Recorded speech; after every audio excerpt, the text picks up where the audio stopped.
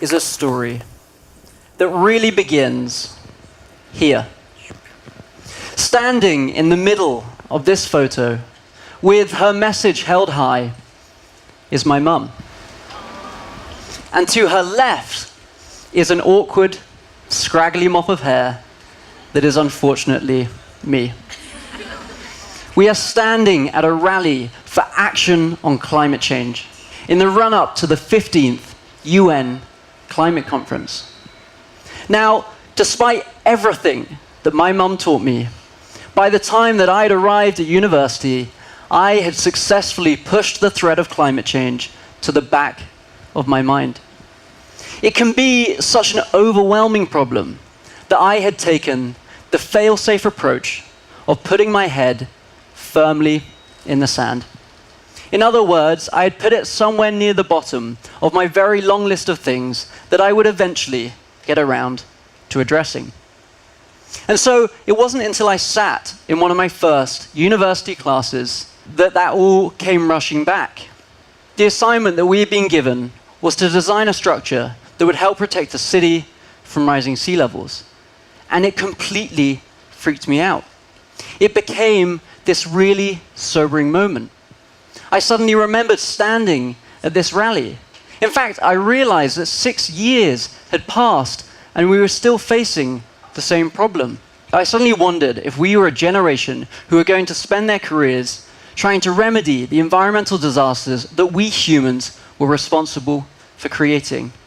And so this experience, coupled with the articles that we were being given to read by environmentalists such as Bill McKibben and theorists such as Jeremy Rifkin, became this sort of catalyst that kicked me into action. I became hungry to understand what was causing our climate to change. But more importantly, what I really wanted to know is what can we, as individuals, do to have a positive impact on the problem. And so I did what we all do when we have a burning question that we desperately want the answer to. I Googled it. And one of the first links that came up was to Vice President Al Gore's climate leadership camps. It was this weekend-long retreat to be held in Cedar Rapids, Iowa. And the goal, according to the website, was to give participants an in-depth understanding of the problem and to equip them with the tools they needed to be a leader within their community. And so without a second thought, I signed up and I booked my plane ticket. What I saw and what I learned during that short weekend blew me away. I met attendees who were as young as 12, who'd persuaded their parents and their teachers to take them. I learned about Shetez Cat Martinez, the 17-year-old environmentalist from Colorado, who is currently suing the US federal government, along with 21 other plaintiffs, for violating their right to life, liberty, and the pursuit of happiness. He spoke at the UN in 2015, and he is the youth director of his organization, Earth Guardians. I learned about Boyan Slat, the 21-year-old environmentalist and inventor whose design for a system of cleaning plastic waste from the oceans has already raised more than $2 million in support for his organization, the Ocean Cleanup. And I learned about Isabel and Melati Widson, the 15 and 13-year-old sisters who are campaigning and successfully changing policy to ban the use of plastic bags on their island of Bali in Indonesia. And so it's fair to say that I left that weekend with this newfound sense of optimism. Because what I saw was a generation who were keen to learn as much as they could about the environmental threats that we face. A generation who were eager to educate others and to inspire action on a bigger scale than we've seen before. But most importantly, I left that weekend with an answer to that question that I've been asking. What can we do as individuals to have a positive impact on our changing climate? And the answer breaks down into 3 really simple actions. The first one is that we must educate both ourselves and those around us on the reality of the situation. We must engage with the science and look at the evidence of the changes that are occurring. When I got back from that short weekend, I wanted to shout about what I had learned from a mountaintop, but I didn't have a mountain. So instead, I reached out to my brother, Jack.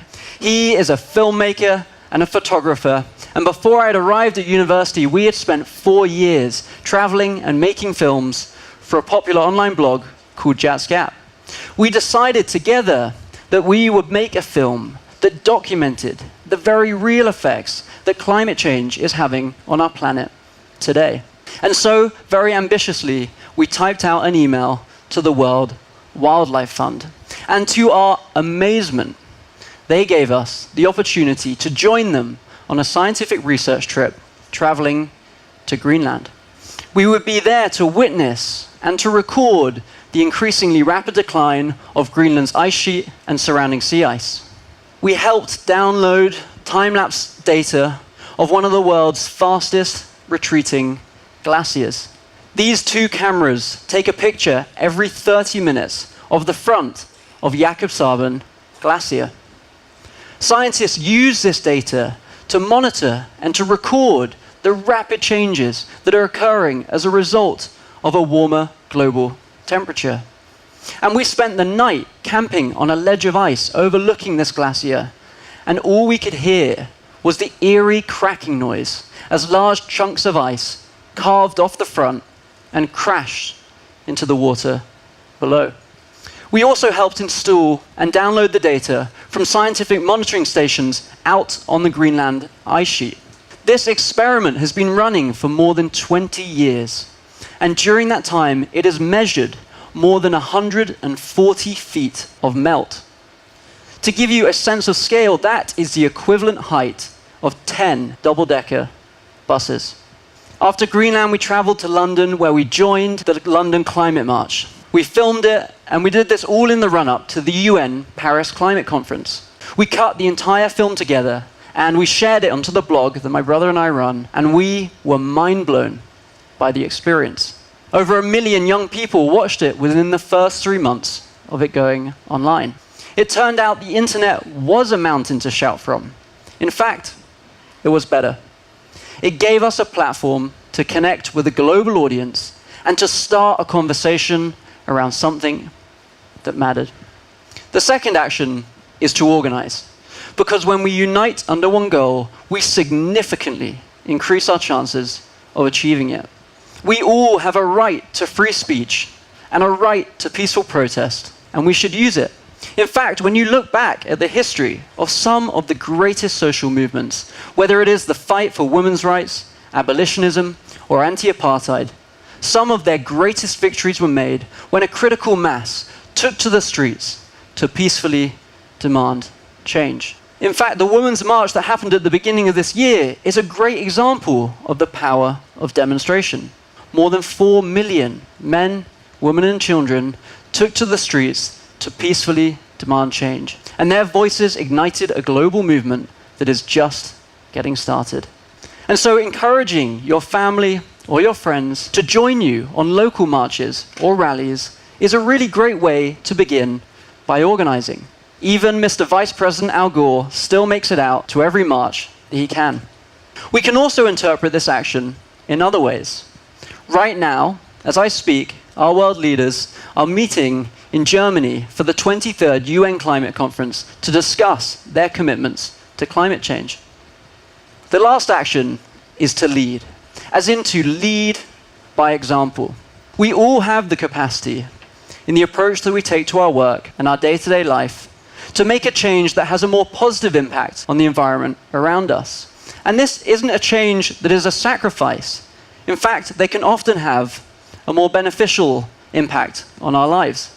As a group of students at Parsons School of Design, we were recently given the opportunity by the New York Department of Transport and by the school to replace 2 car parking spaces in the middle of Manhattan with a temporary public seating structure. And so we started this project by asking ourselves what it would look like to take a more sustainable approach to building it. And after diving into a bunch of research and a lot of back and forth, we designed and built a 40-foot structure made from 360 pieces of bamboo. Bamboo is an incredibly strong, organic material. When it grows, it sequesters carbon dioxide and it replaces it with roughly 30% more oxygen than an equivalent stand of hardwood trees. When it's used correctly, it has the tensile strength of steel and the compressive strength of concrete. In fact, in countries such as Vietnam, Indonesia, China, and Japan, this plant has been used to make everything from homes to schools and even bridges. Yet in the US, despite the fact we can grow it here as a crop, we rarely see it. The frame of our structure has 75 plants which create a natural divide between the road and the sidewalk. Each plant hangs in a planter made from recycled plastic bottle fibers.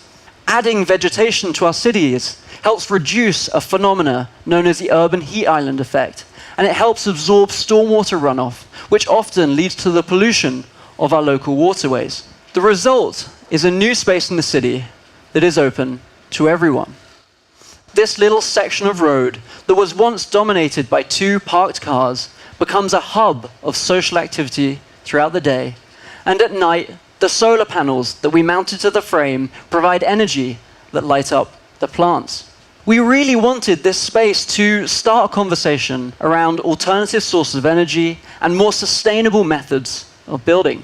And to our amazement, despite it being a student-led project, it was featured on the front page of Design Boom and reviewed by the New York Times. Throughout this whole process, I have learned that creativity is a powerful tool for impact. You don't need expensive equipment, and you don't need to be a professional artist. We can use creativity through film and photography to better inform and to activate those around us. And we can use it through design to reframe complex problems and imagine new and exciting solutions to solving them. I've also learned that we all have the capacity to use our voice and start a conversation around something that matters. Find something that you are passionate about, something that you think deserves more attention, preferably the environment, and use your voice and the resources around you to educate, organize, and lead by example.